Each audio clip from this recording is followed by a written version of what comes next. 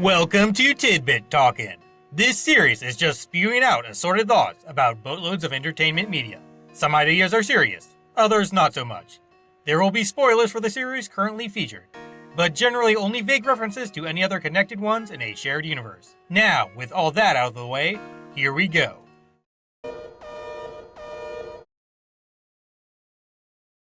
Nage's statement of Reploids, robots that look like humans, refers not just to them physically resembling said species, but also how their behavior can match the fleshier alternative almost exactly. But then again, older machines under the Master label didn't exactly try to look like people, especially Heat and Plant Man, so that remark still holds significance purely at face value anyway. There were solely slow vehicular options available because New Arcadia only kept equipment around that was good for hauling about those oh-so-precious scarce resources in vast quantities. More citizen recreational travel helping type moving doodads weren't around so much because the inhabitants of Earth's only real city didn't exactly leave, ever.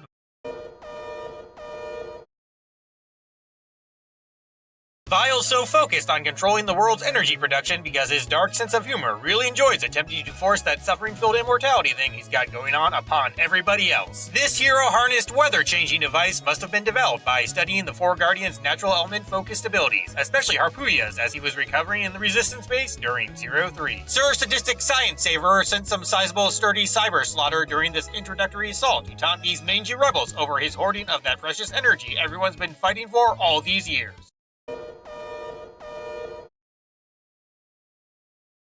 CL's group must have been conducting research on cyber elves so events like X's final fading might be avoided in the future. Also, that just mentioned Legend's abilities is what inspired them to make this new digital helper that can copy powers. Vile likely created an acid rain generator because he was inspired by / stole ideas from Toadman plans that were found while raiding Wily's labs during his Omega having days. Of course, the aforementioned radically ripping robot was originally designed by somebody else, but Albert would still have schematics lying about for those awful atrocity activating alterations he'd go on to make just before MM4's events. Speaking of what went mostly unsaid in that last idea, Dr. Kozak may have invented an artificial sun prototype long ago based off Pharaohman's designs in an atonement attempt. The reason this climate customizing contraption has such blind spots where shady goodness can always be found is so it's really hard for people controlling everything up in space to accidentally melt their Earth-bound equipment, which provides that sweet control-maintaining hoopla.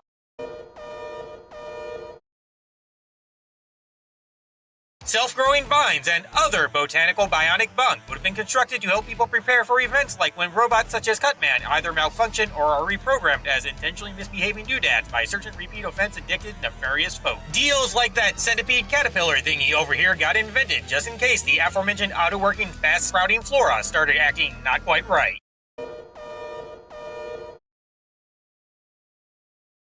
Jarface is interested in so much solar-powered junk because he hopes to have his slaughtering satellite siphon power from every star this world's tech can reach for both practical power-pinching concerned reasons and also some junk about satisfying unnecessary pain caused derived pleasure generation-related urges.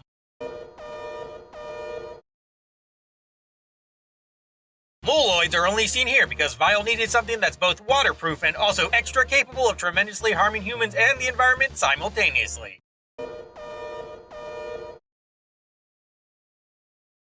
Weather at the prison doesn't get changed because Zero couldn't even attempt sneaking in if it was. That sort of shift would simply be way too big of a red flag for the folks running New Arcadia's most high-security areas. The places with those main bosses don't cause much concern because not only are they run by individuals with element-modified powers, but also everyone wants a fight up in there. Anyway, good guy-based places' atmospheric conditions can't be changed because all the righteous people don't want to alter an area with actual, normal, natural nature. This particular penitentiary might have been intended for holding a captured legendary Reploid. Those pods do kind of resemble what X and his apple-shaded counterpart were found / slept in. Perhaps President Punish person want to copy this duplicate body and make another Omega. Intrepid reporter gal's flashbang grenade trick was probably extra effective on Vile because having his head inside a tube amplified the light enough that eye closing became nigh useless.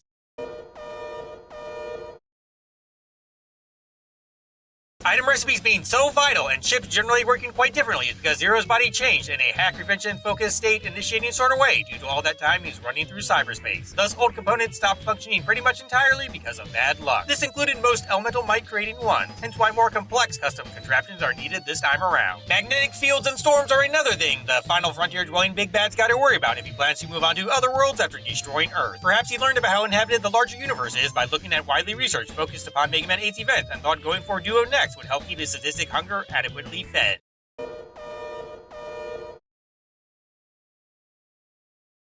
old Cyber Elf facility is of course grabbing villainous interest because Dastardly Dome Deck Dude desires Dark Ones coming about once again. Connected to something said a couple of moments ago, the operator provides information about this keycard and side area because she knows how much Sir Scarlet Slasher will need to explore if World Destruction Prevention helping upgrade finding is something currently being pursued. Mets are quite abundant here because the place getting absolutely covered in snow is pretty standard, even when the sky situation is totally unaltered. Chances are at least one thing needs to get rebuilt every time melty goodness starts coming about.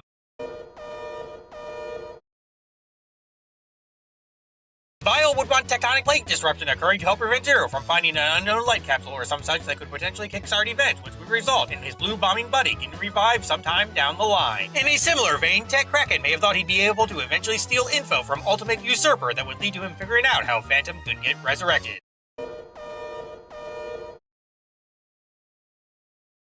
The next-gen Elf's copying capability also lets it mimic mindsets of those able to make new chips, hence it figuring out recipes for Mr. Maverick Masher on occasion. It's not that Zero can't destroy the control tower outright, it's more that he shouldn't so the rest of the city doesn't get wiped out along with it. Mini maintenance minions mingle so much here because they're attempting to repair the place as a sort of backup to New Arcadia. They'd also be tasked with studying ancient architecture and the like for helping out that just brought up main area.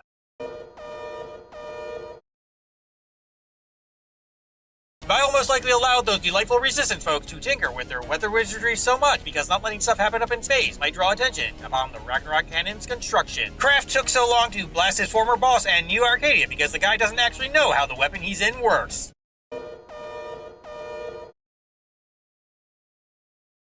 Being in full control of this teleporter base is of course how Dr. Wicked Beardface escaped at the last second undetected.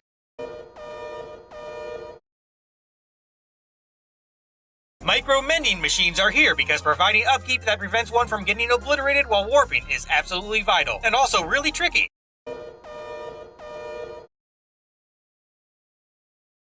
Rondel's sub-tanks look different because he gave them all custom paint jobs as there's not much else to do in that trailer. Servo doesn't restore the shield boomerang or make a new rod for Zero this time around because any parts he would have used to do that are needed for helping repair their caravan. These battlers' fondness of Commander Crusher is the reason he didn't have to fight them before getting a hold of Ragnarok's controls. Rematches got placed up here so time wasting could happen and help ensure the desired horrific crash. Those 8 warriors' environment amplified skill sets got implemented so they'd feel extra excited about destroying the planet's natural state whatchamacallits. Also, Vile likely did encounter the Resistance's forecast fumbling factory with his own device so they wouldn't discover this main space base unintentionally while looking for it. Sinful Senior's living hell punishment is also research for seeing how humans might obtain the lifespan of Reploid. They were observing his brain and other vitals as he suffered in space to determine whether or not any crazy violent tendency came about solely because of these actions, which is pretty tricky considering how insane he was before. Looks like Vile did copy the environment altering tech for his own personal self-defenses though. Probably got bored one day and decided to do this while searching for more sadism satisfaction sources. She isn't too worried about the lack of communication initially because of the earlier radio interference trouble that came about when Zero went underwater. He took Alouette on this settlement visit to help her and everybody else feel more relaxed during the Protector's greatest crisis. After all, this precious little one's happiness can make even their perpetually distressed leader feel better about practically anything. CL's so moved by Zero's sacrifice, not just because they all get to live in peace finally, or even just her connection with him from all that time spent together. What really gets to her is how his speech before finishing that pivotal battle was the first time he ever revealed what he's fighting for.